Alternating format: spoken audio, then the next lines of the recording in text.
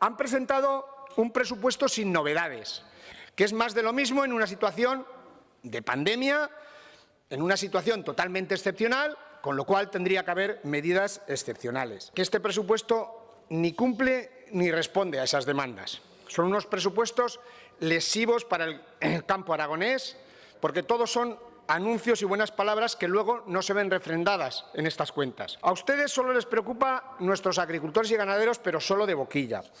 Porque cuando hay que pisar tierra, cuando hay que arremangarse, cuando hay que preparar la siembra con los presupuestos,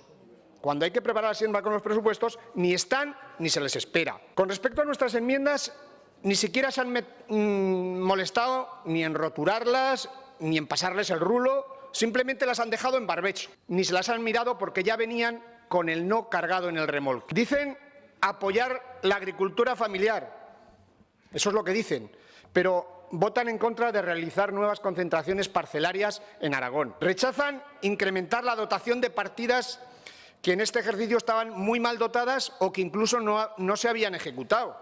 Dejan a la ganadería extensiva abandonada a su suerte, repartiendo migajas que no solucionan los verdaderos problemas que tienen ahora mismo. Votan en contra de compensar con más dinero a los ayuntamientos dentro de los espacios naturales protegidos para paliar las pérdidas del año pasado. En definitiva, viven de anunciar el anuncio.